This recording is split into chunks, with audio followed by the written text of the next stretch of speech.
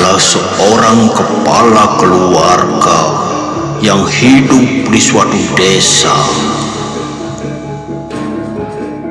Dia menghidupi keluarganya dengan berburu binatang di hutan.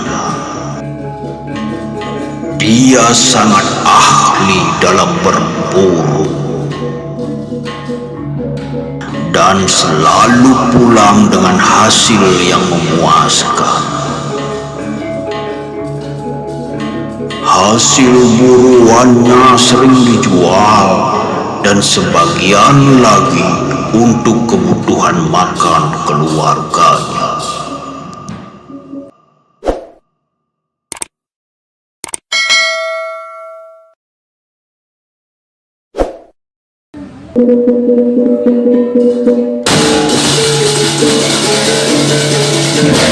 Hari itu, Lubdaka berburu sebagaimana biasa.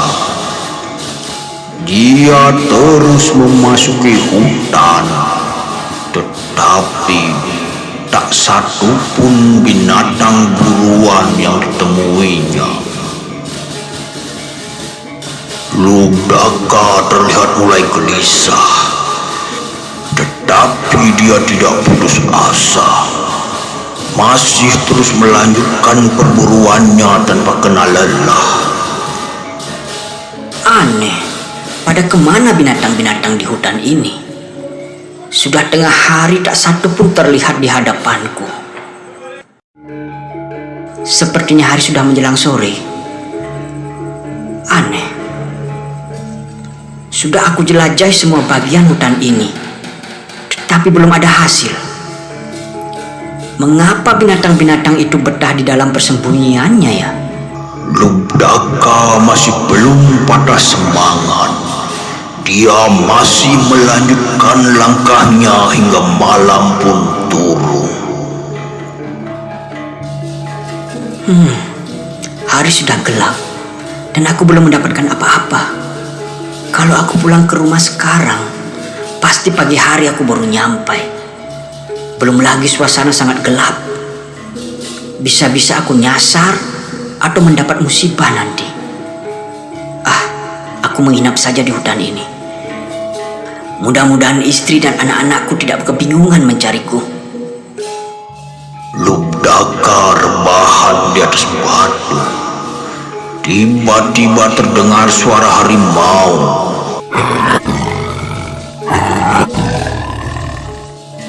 Itu suara harimau. Sepertinya dia lapar. Dia pasti sedang mencari mangsa. Bagaimana kalau dia memangsaku? Aku pasti tidak bisa melawannya. Suasana sangat gelap. Pasti dengan mudah dia bisa menerkamku. Aku harus mencari tempat yang lebih aman.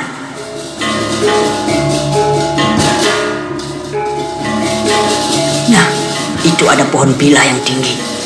Aku akan memanjat dan tidur di atas sana.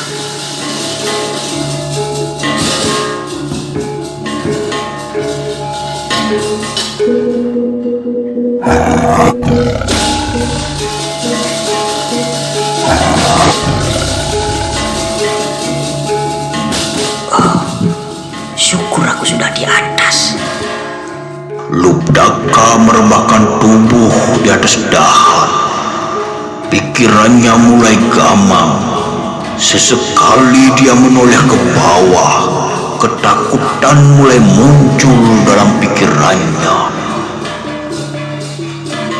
Aku tidak boleh tertidur. Kalau aku terlelap terus terjatuh, maka habislah aku.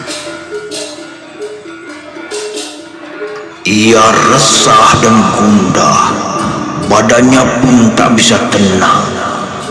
Setidaknya ia harapkan badannya bisa lebih diam dari pikirannya.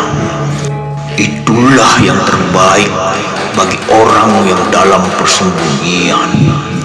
Namun nyatanya badannya bergerak tak menentu.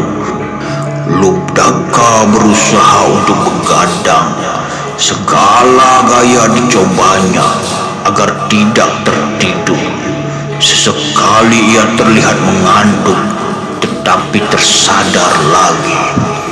Pikirannya mulai menerawang ke masa lalu, di mana ia memburu binatang-binatang hutan. Ia baru tersadar akan dosa-dosanya. Semakin muncul ketakutan di dalam dirinya.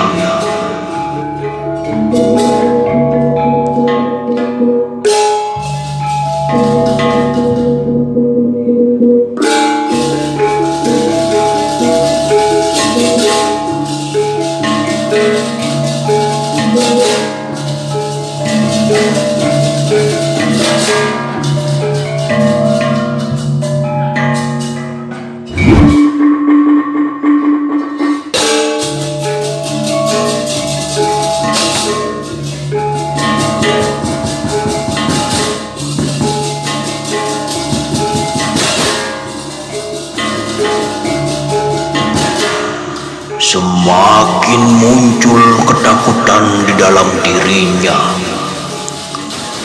Dia menengadah ke langit, seolah bertanya-tanya tentang dosa-dosanya.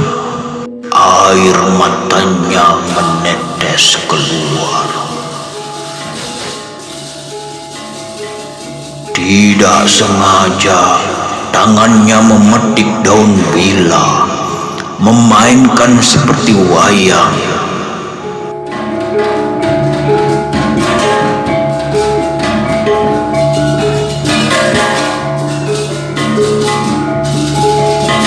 Tak sengaja ada yang terjatuh ke dalam telaga dan terlihat membuat riak kecil di dalam air. Lubdaka tersenyum. Dia mulai mendapatkan hiburan. Ia melanjutkan memetik daun bila dan menjatuhkannya satu persatu ke dalam telaga sambil air matanya terus berlinang. Tanpa disadari, malam itu adalah malam Dewa Siwa melakukan tapa semadi, dan di telaga itu terdapat sebuah lingga Siwa. Tak terasa malam berlalu, merekah matahari di ufuk timur. Lubdaka tersenyum senang. Ia segera turun dan bergegas pulang.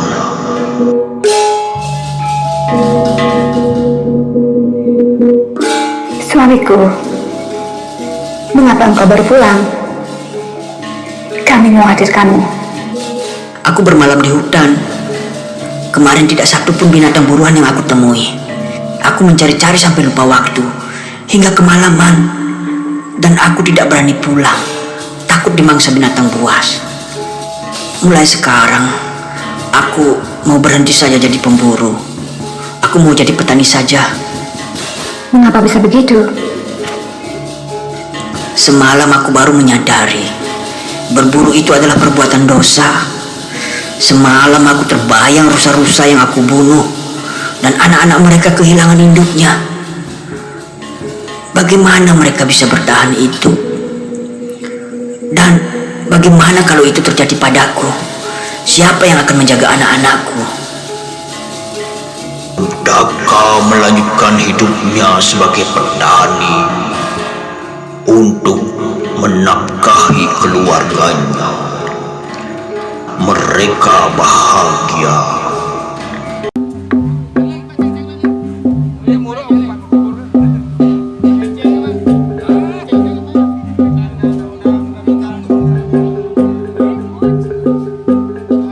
Singkat cerita, Lubdaka meninggal dunia dan rohnya dijemput oleh Cingkara Bala untuk dibawa menghadap Sang Suratma.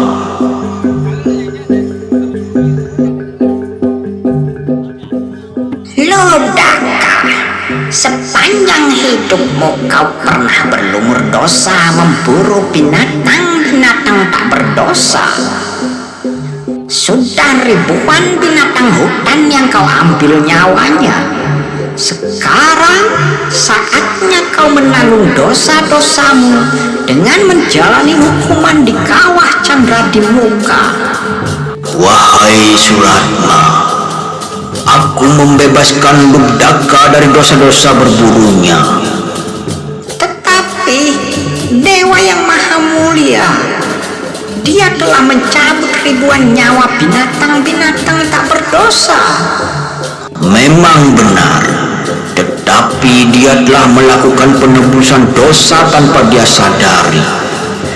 Ketika dia bermalam di dalam hutan, malam itu adalah malam Siwaratri. Malam saat aku melakukan tapa semadi, dia tidak tidur semalam suntuk. Dan saat itu juga dia telah menyadari dosa-dosanya ketika dia berada di atas pohon pila. Daun bila yang dia jatuhkan satu persatu ke dalam telaga adalah kenitrinya. Dan yang terpenting adalah setelah malam itu dia sudah tidak menjadi pemburu lagi, tetapi menjadi petani. Maka dari itu, bebaskanlah dia dari dosa-dosa berburunya dan berikan dia tempat yang layak sesuai dengan karmanya. Oh Dewa yang Maha Mulia, semua atas kehendakmu, semua perintahmu akan hamba laksanakan. Nah, Lubdaka, Dewa Siwa telah mengampuni semua dosa-dosa berburumu. Sekarang kau menjalani kewajibanmu sesuai dengan sisa-sisa karmamu. Akhirnya, Lubdaka dibebaskan dari hukum karma akibat berburunya. Semua karena tapa yoga yang tidak dia sadari. Bertepatan di malam Siwaratri, di mana malam itu adalah malam beryoganya Dewa Siwa.